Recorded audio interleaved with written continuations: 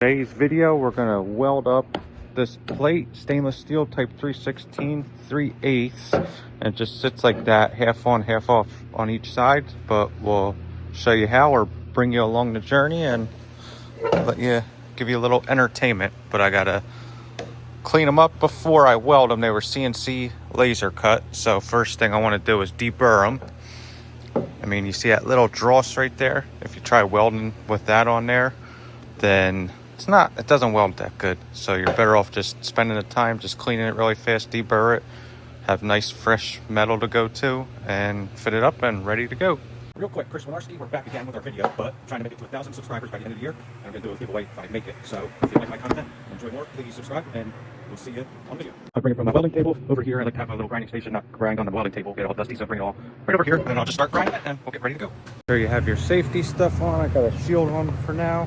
Got some gloves, which you don't need, but good to have. But we're going to use just a flap disc to use this.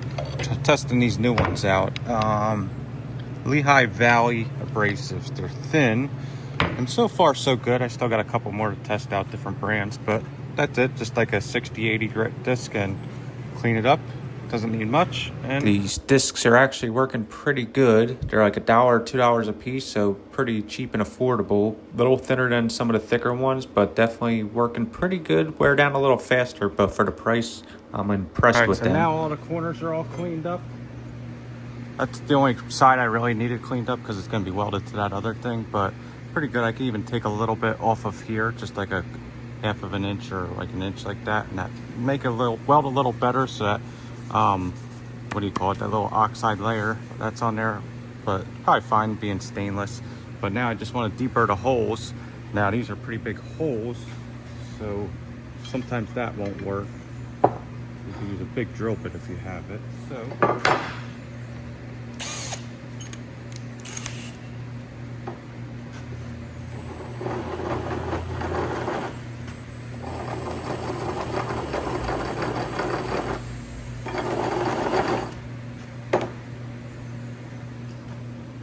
pretty good.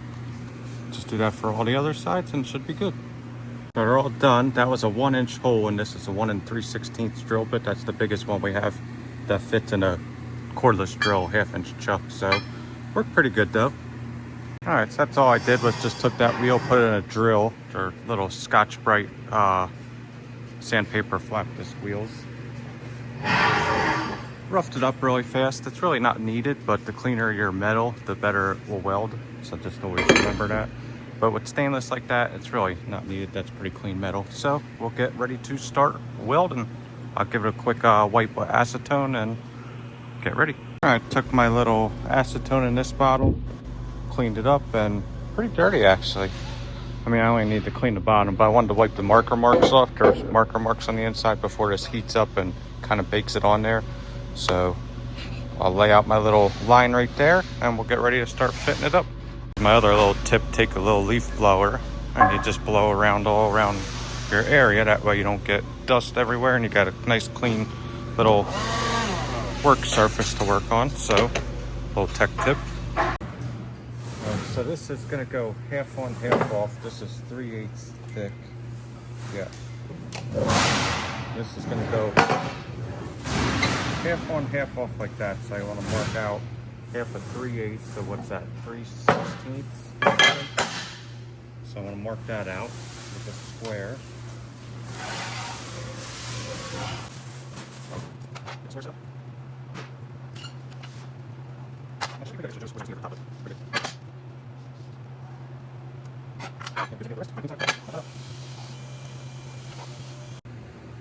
There's a couple different ways I'm going to do this, but it's only 3/16 of an inch. That's going to be fairly not on there that much.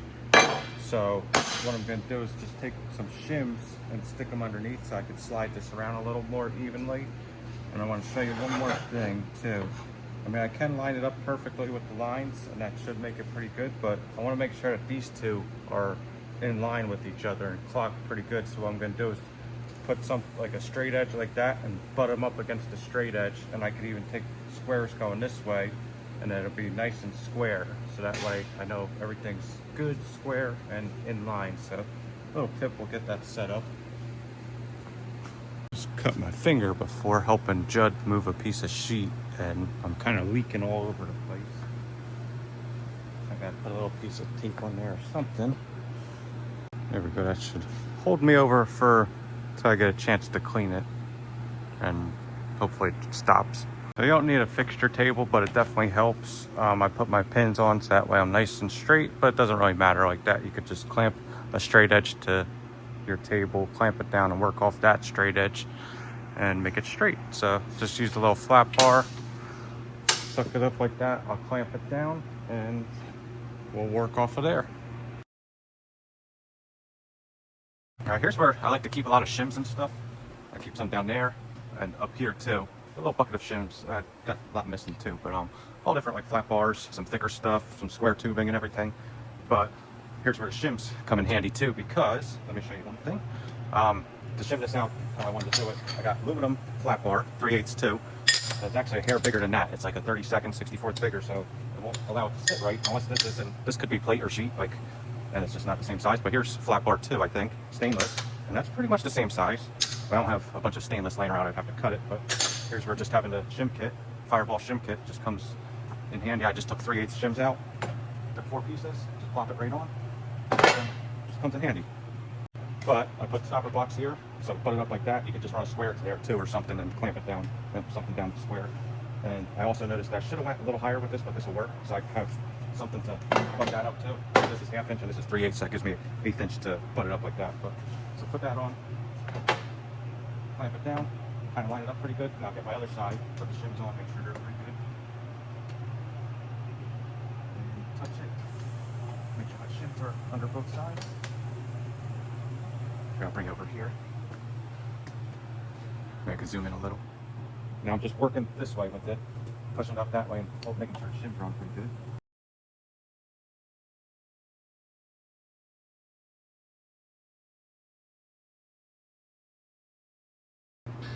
Now this is off a little bit the way it was rolled. It's just a thick piece, so it's just a hair under square. Maybe you can see like right here, like a 32nd to maybe a 64th, a little less than a 32nd under. So I think that'll be pretty good.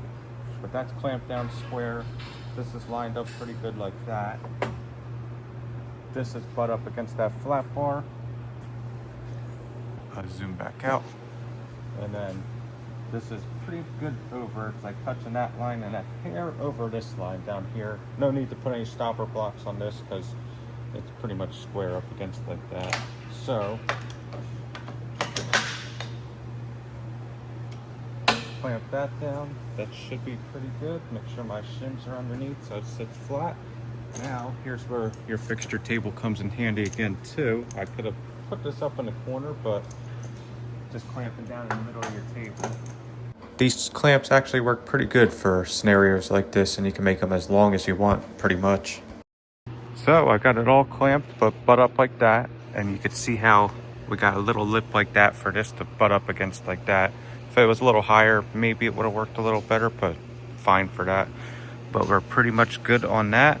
Half on, half off like that.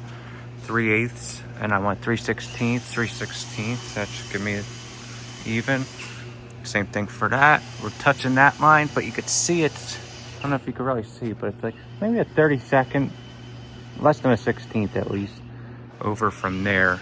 So it's just got a little tweak to it. I could mess around with this, but for what it is, it's fine. This is like a little, I didn't tell you what it is. I think it goes in the ground like that, or there's going to be like a concrete pipe that it kind of bolts down a concrete pipe or something like that. But this is all type 3/16 stainless. I want to match that when I'm welding it.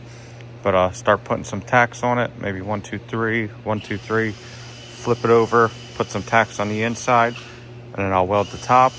Then I'll flip it over, weld the bottom, and maybe a couple passes on each. It's pretty thick stuff, so we'll see how it goes, and we'll fill it up. And then that'll be a fill weld on the inside, and I'll maybe grind it down round afterwards. So should be pretty good. I'll get my welder set up, and I think we're ready to go. Where that leaf blower comes in handy now. Every time before I'm ready to start a new project, I just blow it along because dust comes all from grinding and everything. I just blow it out of the way, and I got no dust on my torch, so if I wrap it around my neck or something, don't get no little splinters or anything, and everything's just 10 times cleaner, and that's 10 times easier to use than dragging the air hose or broom around. I mean, you still got to sweep up and everything, but a little easy. All right, not much to it. Everlast 325 EXT. Oops, it's not going on, but that's because I have it unplugged. I was using the MIG welder and gotta swap those out. Try this again. Get my gas on. So setting number 1, that's just all my DC stuff. It's foot pedal, normal pull or normal setup, pretty simple. Down slope 0 and down 5, post flow 15. That's kind of a lot. I really don't need that much. Maybe 11 seconds. Pre-flow 0.2, a little pre-flow helps, 0.2 of a second. Oops. Start amps 15, up slope 0, weld amps 200, that's pretty good. High frequency TIG, and I think I got a lot of gas. So I bump it down to about, in the middle, about 20-25 CFH, that should be pretty good. Shut that off, and just using a 332nd blue, 2% lanthanated tungsten, sharpened to a nice point. Gas lens. Gas lenses are really nice, especially with stainless. 10 times nicer than a regular collet body. Just gives you a lot better gas coverage and less cleaning to do on your welds after. So I like it. But move a couple things out of my way and we'll get ready. Here's your important thing. You want to match your wire. So that's type 3/16 stainless. I just want to match it with 3/16 stainless wire or whatever your project calls out for. But you want to just read it, even though it was in the thing. Make sure it's the right metal, 3/16, and we're ready to go. Just putting a couple tacks on, one on each end and one in the middle, and same thing on the other side, and just being sure to keep those tacks smaller than my actual weld size will be. That way looks a little more uniform when you're welding it afterwards. All right, now just got to flip it and tack it, but one thing I always like to do is tack the corners if you can, and then you want to make sure to wrap them when you weld it. But I'll spin it around, tack the other corner, and then I'll flip upside down, tack the bottom. I forgot where I was doing. I was talking with Morgan on what holidays I'm taking off, or what I'm taking off for the rest of the year. So back to it. I already tacked this one. I tacked the inside, wrap the corners on it. It's good to wrap your corners, and I'll tack that one all up, and then I'll get them all fit up, and then I could just weld them both. But what I'm going to do before I weld it all is probably, since it's all tacked up, I might just put a little stitch weld like that, and then I'll flip it, and then it'll help it from pulling a little too much, and I'll put the solid weld, then I'll come back and weld the other side. So little idea. Not sure how well it'll work, but it might help. So I got time lapse you while I'm fitting the other one up, and we'll get going. I say it in every video almost, but a fixture table is not needed. But in this job, I guess, in this case, it actually helped. So good for me. All right, they're all tacked up, ready to go. See how much stainless weld or warps? See how it's already pulling up like that? That's why you always want to keep stuff clamped if you can. I know it's a pain to weld around, but that should be able to clamp down, and hopefully should be pretty good. But it'll get bolted down anyway, and that'll suck everything down. So should be pretty good no matter what, even if it warps. But still want to try preventing it from warping even more. So we'll get to it. I'll weld that side. I already got a nice beefy weld on the inside. Well, not, I got a little stitch there, bigger stitch in the middle and there, and that should kind of counter bow it, hopefully. So when I weld this side, once it's clamped, I weld that side. It should help pulling too much that way, and then I'll flip it, weld the other side, and hopefully I'll pull it back a little, and hopefully I'll be pretty straight. That's the goal, but probably still warp a little, but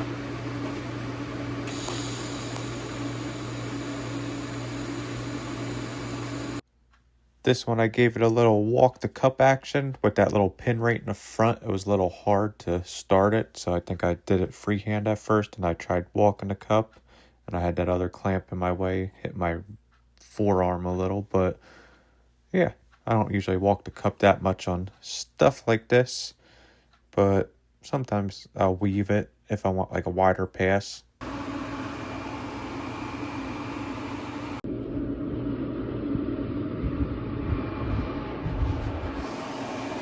All right, just came back from lunch. I let that cool down while it was clamped down. But it did warp a little bit. These pulled up a little, but hopefully when I weld this side, I'm not going to clamp it down. I clamped it down like that just to hold it, make it easier to weld. But hopefully it'll pull back. But no matter what, they're going to bolt these down, and it should force it over afterwards. So should be pretty good. Another simple-ish weld right here, kind of just doing the lay wire technique, and you could see where those gloves or a TIG finger will really help. I kind of rest my hand and my pinky on there, and the rest I kind of just free-handed. But that little pinky rest right there, that's my little technique. One thing you want to always do is just wrap your corners like that. Make sure you always go around and wrap them. That way it makes it a little stronger and prevents cracking. I'll wire brush that, or maybe I'll weld this, we'll flip it, turn it around, weld the other side, and then we'll wire brush it. And you just want to make sure that your wire brush is for stainless steel, or it is a stainless steel wire brush, and you use it for stainless steel. You don't cross-contaminate it with like carbon steel. That would be kind of bad, put some scratches and rust marks in your metal. All right, we got this one all welded out. Got that one clamped down, ready to weld, but all cleaned up. And it actually pulled back the other way. Just got a tiny little bit up, but this one pulled down like perfectly. Should be pretty good. I double clamped this one now, so I got 2 clamps on that, so that should make it a little better. So let's see if we can get this one a little flatter. I think so, but we'll see. So this piece I'm just dabbing the wire in instead of the last one was a lay wire, walk the cup-ish type thing. So dab the wire, and then on the inside part I'm just freehanding it again, and I just want to make sure I fill up that little fillet weld inside as much as I can so it's a little stronger. For discretion advised. All right, we're done. Here's something funny. I made these, I 3D printed these things for, put them on Nick's car, and he found them and he came and they're little valve stem things.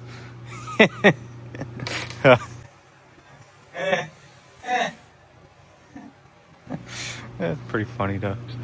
But yeah, so I got the inside welded. Now I welded it like this. That thing gets pretty hot. I was about 200 amps on all of it, and I'll show you. We'll see how flat it is, but I wanted to let it cool before I flipped it the first time when it was clamped down the first time, but it would have took like 20 minutes or so, so I just flipped it, and it is what it is with this. So we'll flip it and wire brush it, and we'll see how flat it stayed. Actually pretty good right there. We got a little raise, like, I don't know, 1/16 of an inch, if that, and not much on this side, but that's not bad at all. I mean, really, if it came up even 1/8 of an inch or so on each side, once you bolt it down and then you force the other end over, put the holes in, like use your little lining bar or whatever, line up fine after that. It'll spring back in place, but shoot for perfect and you get acceptable is what we like to say. So pretty good.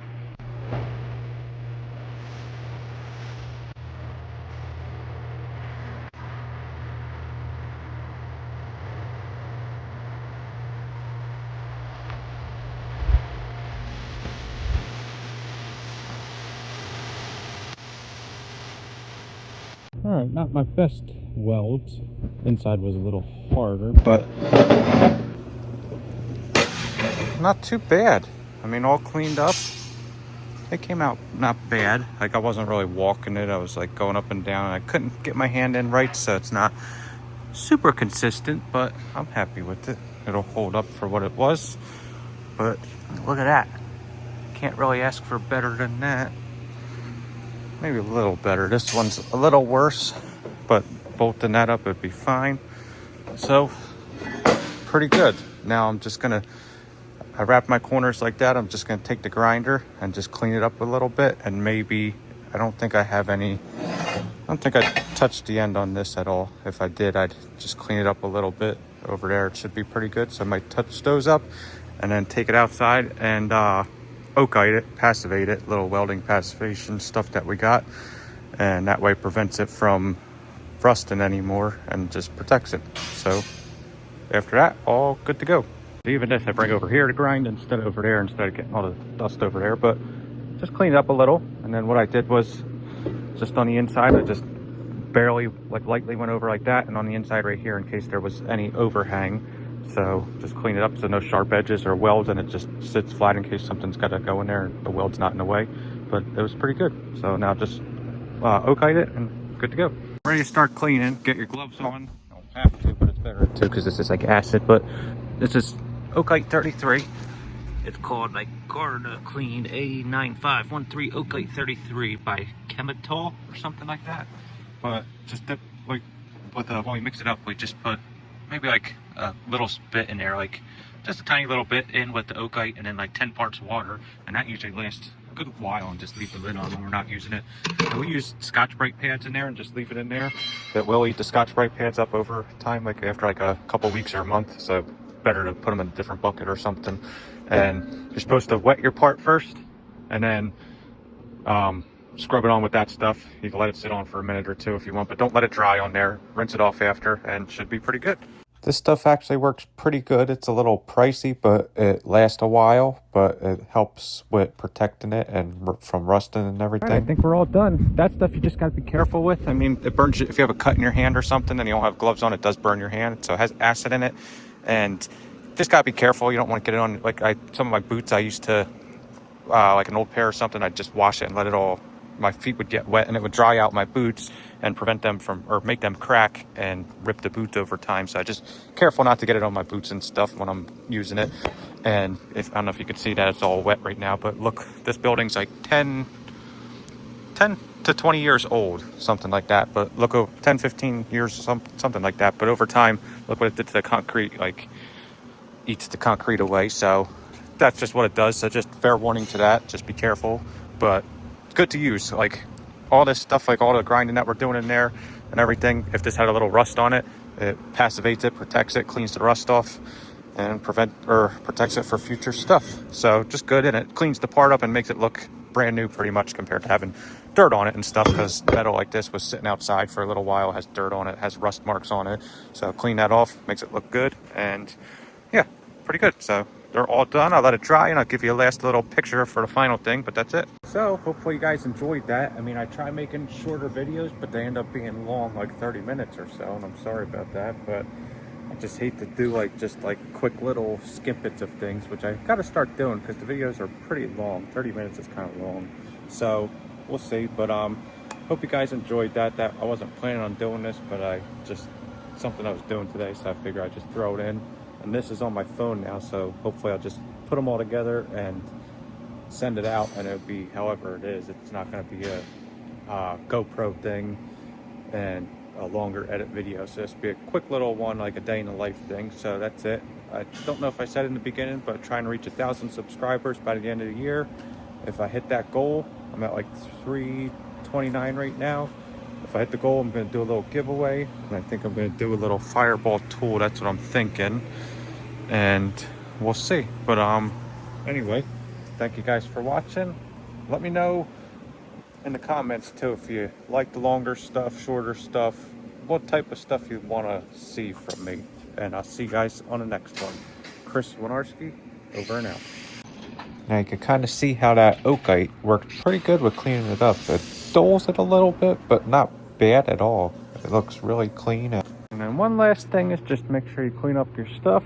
Start from fresh after that on your next project. But this is just one case where having the right tool for the job comes in handy. The table, not needed, but the pins, the shims, clamps, leaf blower, just comes in handy.